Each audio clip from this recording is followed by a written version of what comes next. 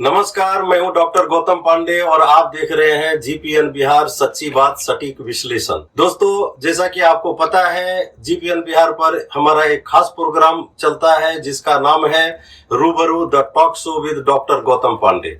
इस प्रोग्राम में हम आपको एक नए मेहमान से मिलवाते हैं और आज भी हम आपको मिलवाएंगे एक ऐसे मेहमान से जिन्होंने अपने दम पर बहुत एक ख्याति प्राप्त कर रखी है। इन्होंने आज जो हमारे खास मेहमान हैं उनका नाम है विवेक कुमार लाट। ये लगभग 5 वर्षों से लोक जनशक्ति पार्टी रामविलास के जिला महासचिव है पूर्णिया से। इससे पहले लगभग 10 वर्षों तक ये विश्व हिंदू परिषद के सदस्य भी रहे हैं और वर्तमान में विश्व हिंदू रक्षा संगठन के सीमांचल अध्यक्ष भी हैं।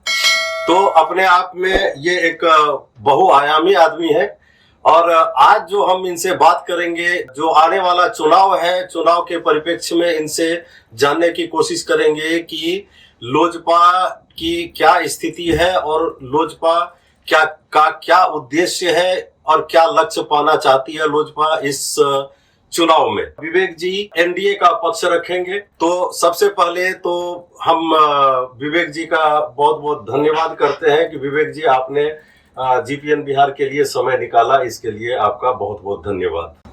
आप लोग का भी बहुत बहुत धन्यवाद कि आपने आज हमें एनडीए की तरफ से, हमारी पार्टी की तरफ से हमें यहाँ बुलाया और अपना पक्ष रखने का मौका दिया है। तो हम शुरू करते हैं। आपका पर्सनली आपका मैं जानना चाहता हूँ कि आपका व्यक्तिगत और राजनीतिक लक्ष्य क्या है। आपके यहाँ एक बात चलती है, बिहार फर्स्ट, बिहारी फर्स्ट। तो बिहार फर्स्ट, बिहारी फर्स्ट का सपना देखने वाले जो आपके चीफ है चिराग पासवान जी, वो केंद्र में मंत्री भी हैं। तो केंद्र में मंत्री रहते हुए ये सपना कैसे साकार करेंगे वो? जी देखिए, हम बता दें कि जो हमारा बिहार फर्स्ट, बिहारी फर्स्ट हम लोगों का विजन है और जो एम है वो क्या है ना कि ये सिर्फ एक नारा नहीं है। इसमें बिहार की जितनी भी समस्या है और जो कि बिहार को किस तरह से हमारा लक्ष्य, मतलब बिहार फर्स्ट, बिहारी फर्स्ट का मीन ये है कि हम बिहार को सबसे विकसित प्रदेश बनाना चाहते हैं। क्योंकि ये बहुत बड़ी टीस है कि बिहार भारत का बड़े राज्यों में शुमार है। उत्तर प्रदेश के बाद देखा जाए तो बंगाल और बिहार ही है जो सबसे ज्यादा पॉपुलेशन वाला राज्य है। और हमारे यहाँ सब तरह के लोग हैं, हमारे यहाँ भूभाग भी अच्छा है, हमारे यहाँ लोग पढ़े लिखे होते हैं, सब कुछ होता है। लेकिन फिर भी एक दुर्भाग्य रह गया कि हम लोग एक लेबर सप्लाई वाला राज्य बन के ही रह गए। तो इसकी टीच हमें है और इसके लिए हम लोगों ने जो बिहार फर्स्ट, बिहारी फर्स्ट, ये एक्चुअली एक डॉक्यूमेंट है पूरा। जब आप इसको अगर स्टडी करेंगे तो इसमें बिहार की जितनी भी समस्याएं हैं और जो विकास का एक रोल मॉडल, मतलब कि हम लोगों का उद्देश्य है कि बिहार को जो सबसे विकसित राज्य बने देश का, तो इसके लिए वो सारा रोड मैप है उसमें जो बिहार फर्स्ट, बिहारी फर्स्ट हम बात करते हैं, उसमें जो ये क्वेश्चन है कि ये कैसे करेंगे आप, उसमें हम रोजगार की भी उसमें हर विषय मुद्दा है। हमारा एजुकेशन सिस्टम कैसे और बेहतरीन हो, देश में सबसे टॉप हो, हमारा हेल्थ सिस्टम सबसे बढ़िया हो, चाहे वो बिजली का हो, चाहे वो रोड का हो, व्यापार का हो, सुरक्षा का हो, लॉ एंड ऑर्डर का हो, जॉब का हो, उनमें सारी विषय। हमारे यहाँ जो अन्य समस्याएं हैं, जैसे किसानों की समस्याएं हो जाती है, बाढ़ से हम लोग प्रभावित होते हैं, हमारा राज्य बाढ़ से प्रभावित रहता है। नदियों का जो कम्युनिकेशन है, बरसात के मौसम में बाढ़ की समस्या बिहार में सबसे ज्यादा रहती है। इन सब का उसमें रोड मैप है, मतलब सबका एक प्लान है कि इस तरीके से कार्य करेंगे तो विकसित राज्य बनेंगे। तो हम लोगों का एम बिहार को सबसे विकसित राज्य बनाना है। ठीक है। अच्छा, अब ये आपने जैसे बताया कि बिहार को एक विकसित राज्य बनाना चाहते हैं आप, बहुत अच्छी बात है। लेकिन बिहार में आपकी सरकार यानी एनडीए की सरकार पिछले 17 वर्षों से है। 17 वर्षों में अभी तक क्या कुछ किया इसके लिए? बाढ़ की समस्या ज्यों की त्यों बनी हुई है, इसका निदान अब तक क्यों नहीं निकला 17 साल में, जो अब आप निकाल देंगे? 5 साल और लेंगे अगर चुनाव के बाद, तो पहले आपने इसके लिए क्या कदम उठाया और अब क्या नया करेंगे आप? देखिए, मैं इस पे क्लियर आपको बता दूं कि हम केंद्र सरकार का हिस्सा है। केंद्र सरकार में हम मंत्री हैं, जो आपने कहा कि बिहार सरकार को हमने समर्थन दे रखा है, लेकिन हम सरकार का बिहार विधानसभा का हिस्सा नहीं है। हमारा कोई भी विधायक बिहार में नहीं है। और इसके पूर्व भी जो चुनाव हुए तो उसमें भी हमारे विधायक नहीं थे, जो थे भी तो वो दूसरी पार्टी में चले गए थे। तो इसीलिए जो आप जो बोल रहे हैं कि 17 साल से हम उनके साथ थे और उस तरीका से कार्य नहीं हो पाया, एक्चुअली हमारी उसमें भागीदारी बिहार में नहीं रह पाई थी। ठीक है, अब जो आप फ्लड की बात कर रहे हैं, जो बाढ़ की बात कर रहे हैं, बाढ़ की समस्या की बात कर रहे हैं, तो फिर भी हम समझते हैं कि जो हमारे एनडीए की सरकार है, केंद्र के साथ भाजपा के साथ नीतीश जी की, इसमें बहुत हद तक बहुत अच्छे काम हुए। आप देखे होंगे कि हम लोग जिस एरिया से आते हैं वहां पे कुसाहा बांध टूटा था और बहुत बड़ी तरसादी भी थी बिहार में। तो उस समय भी हमारे माननीय मुख्यमंत्री जी नीतीश कुमार जी ने उनके नेतृत्व में बहुत अच्छा रिलीफ आया और जितनी न तो संख्या में मृत्यु हो सकती थी वैसा नहीं हुआ और वापस सबों का घर बसाया गया। आज वहाँ जनजीवन वापस पटरी पे है और फिर से वो शहर गांव बस गए, वापस उन सबका घर बन गया। हमारी प्रशासन ने भी बहुत अच्छा काम किया था और सबको रिलीफ दिया। लोगों ने भी बिहार के लोगों ने भी एक दूसरे का हाथ बटाया था। तो हम जो आप बाढ़ की जो बात करें, अब रही बात की इसका जो परमानेंट निराकरण की जो बात आप कर रहे हैं, इस पे काम होना की आवश्यकता है। इसीलिए हम लोग अगर भागीदारी रही बिहार विधानसभा में आगामी चुनाव में, हम लोगों का पूरा उम्मीद है कि हम लोग एनडीए के साथ बहुत अच्छा हम लोगों का 100% सीटिंग होगी।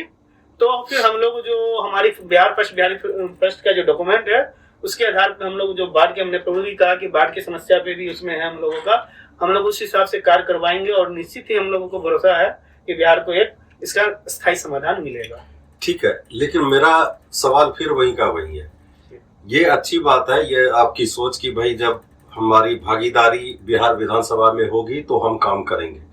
लेकिन अभी आप केंद्र में मंत्री हैं, क्या आपने कभी केंद्र में ये मुद्दा उठाया कि बिहार में जो बाढ़ की समस्या है, क्योंकि ये बाढ़ की समस्या राज्य की समस्या नहीं है, ये केंद्रीय समस्या है, इसको राष्ट्रीय आपदा घोषित किया गया है बाढ़ को, तो ये इसमें जो कुछ भी होगा ये होगा तो दिल्ली से, केंद्र से ही होगा।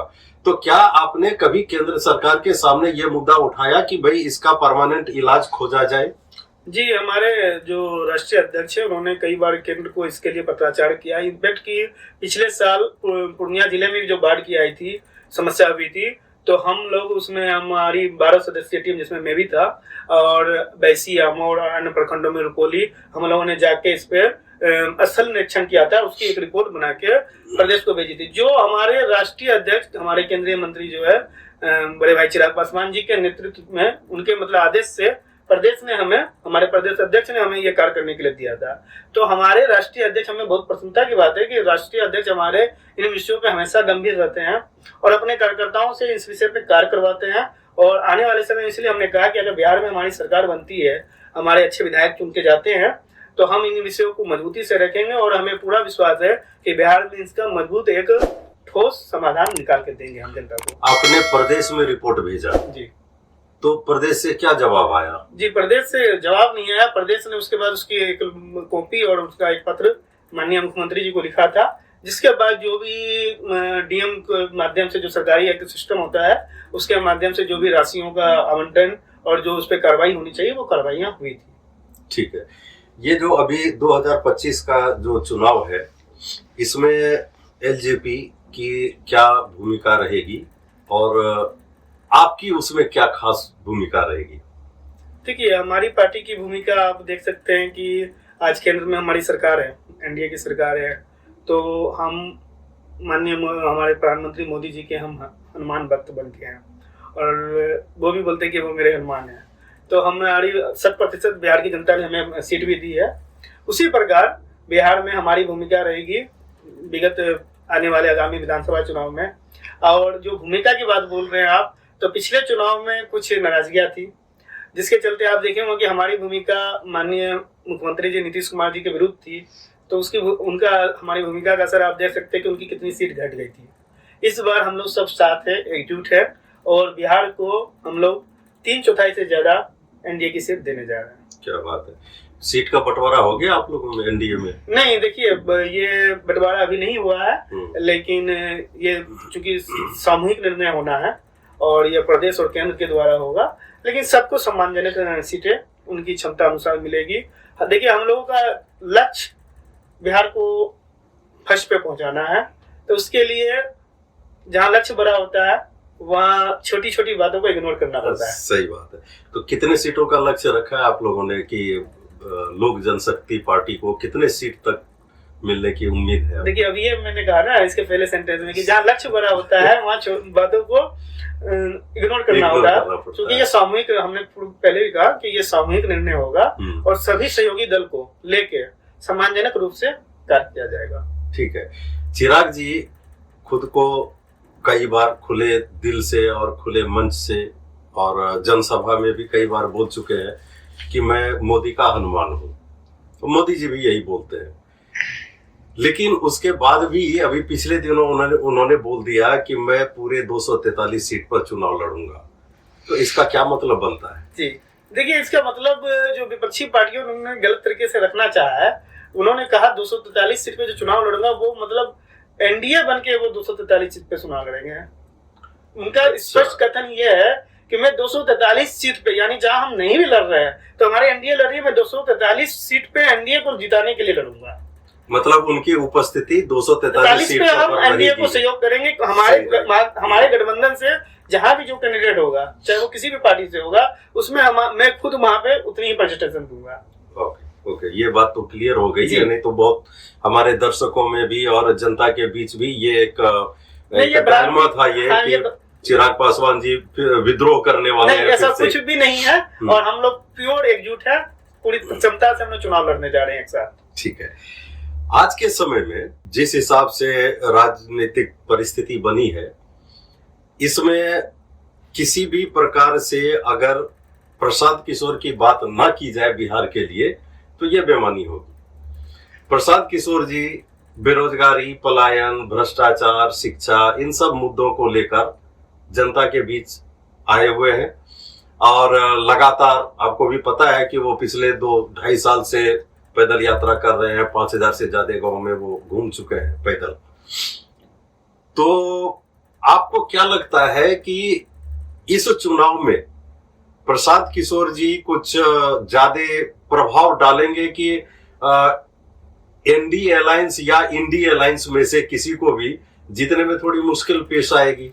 देखिए, ये उनका एक चीज उनकी अच्छी बात लगती है कि वो विकास की बात कर रहे हैं, जैसे हम लोग भी विकास की बात करते हैं, वो विकास की बात कर रहे हैं। लेकिन अगर आप व्यक्तिगत मेरी राय लेंगे तो मुझे नहीं लगता कि उनका बहुत ज्यादा कोई प्रभाव होना है। ऐसा मैं बिल्कुल भी नहीं मानता।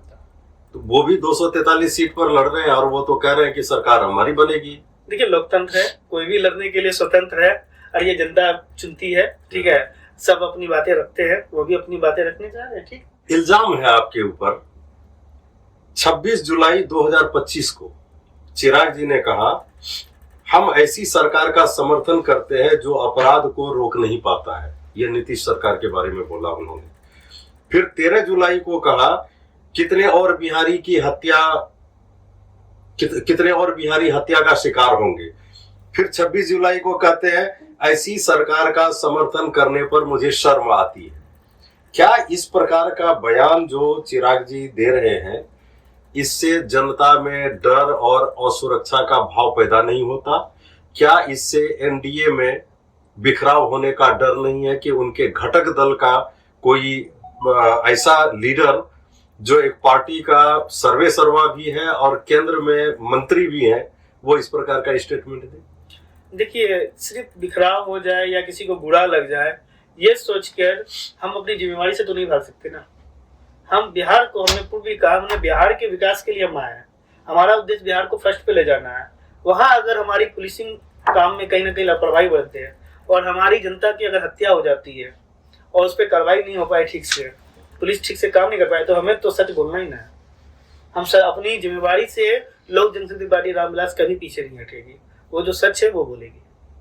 तो यही चीज आप सरकार के साथ बैठकर बात करते, पब्लिक में अगर इस तरह की बात करते हैं, जिस पर कि बीजेपी के कई लीडरों ने इस पर चिंता भी व्यक्त की और उन्होंने स्टेटमेंट दिया कि हम बात करेंगे उनसे, क्योंकि इस तरह की जो बातें होती है इससे जनता में ये जाता है कि लोजपा जो है वो तो सरकार से बाहर निकल रही है क्योंकि सरकार के खिलाफ है। तो लोग ये सोचते हैं कि जब उसके घटक दल का आदमी ही सरकार के खिलाफ है तो हम उस सरकार के साथ क्यों जाए? देखिए, आप बोल रहे हैं कि ये आप सरकार से बात करते हैं। निश्चित तौर पर सरकार से तो बात होती है। सरकार से उनके जो अधिकारी होती है, जब समस्या आती है तो उनसे बात हमारी पार्टी करती है, हमारे पार्टी सुप्रीमो और कार्यकर्ता भी करते हैं। अब आप ही ये सवाल मुझसे कर रहे हैं और कल अभी मैं जो बोलूंगा आप लोगों के बीच में जाएंगे दिखाएंगे, तो यही चीज फिर लोग बोले कि पार्टी जो है ये चीज तो सरकार से बोलनी चाहिए, आप ही कल बोलेंगे, आप ही के सवाल का ये जवाब है कि आप ही ने अभी सवाल पूछा तो मुझे तो जवाब देना है। तो वैसे ही हमारे राष्ट्रीय अध्यक्ष जी से अगर कोई मीडिया सवाल पूछता है कि फलना घटना पे आपको क्या करना है, तो जो वक्तव्य है वो तो उनको देना ना होगा, वो जिम्मेवारी से तो नहीं भाग सकते। नहीं, जिम्मेवारी से नहीं भाग सकते, बट ये तो सरकार के खिलाफ जाता है और ये कहीं ना कहीं ये प्रतीत होता है कि आप अपनी राजनीतिक साख जो है वो और बढ़ाना चाहते हैं। वैसे साख तो है आपकी, और ज्यादा बढ़ाना चाहते हैं ये बोल सरकार के खिलाफ बोलकर। ऐसा नहीं है? नहीं, देखिए सरकार के खिलाफ बोलने का हमारा कोई उद्देश्य नहीं है, हम सरकार के साथ हैं। बाकी जहाँ कमी हो रही है हमारी प्रशासन से, तो हम बोले ना कि हम जिम्मेवारी से नहीं भाग सकते, हमें अपनी बात, जनता की बात को तो रखना ही चाहिए। ये सबका कार्य है। बिल्कुल सही बात है। कहीं ऐसा तो नहीं है कि इस तरह का स्टेटमेंट देकर चिराग पासवान जी मंत्री पद छोड़कर मुख्यमंत्री बनना चाहते हैं? नहीं, देखिए पहला बात तो कि मंत्री पद छोड़ के मुख्यमंत्री, ये पहले भी हमने कहा कि जो भी होगा वो सबके सहयोग से और सबके समर्थन से होगा। दूसरी बात कि जो मुख्यमंत्री बनना चाहते हैं तो इसमें कोई बुराई नहीं है, आदमी को अति महत्वाकांक्षी होना चाहिए। आप जब अधिक महत्वाकांक्षी होंगे तो आप आगे काम कर सकते हैं और आप आगे बढ़ सकते हैं, और जब आप अपनी एनर्जी को लगाते हैं तभी आपको कोई रिजल्ट मिलता है। तो बिहार के विकास के लिए अगर वो सोचते हैं कि हम मुख्यमंत्री बने, तो हमको लगता है कि बिहार का हर युवा चाहेगा आज के डेट में कि चिराग पासवान जी मुख्यमंत्री बने। तो अभी जो इलेक्शन आ रहा है, इस इलेक्शन में किसका चेहरा सामने रखकर इलेक्शन लड़ेंगे? जी बिल्कुल, अभी जो है हमारे माननीय मुख्यमंत्री बिहार के नीतीश कुमार जी हैं और अभी तक उन्हीं के चेहरे की हम लोग की बात है, हम लोग उन्हीं के चेहरे के साथ चुनाव लड़ेंगे। अच्छा।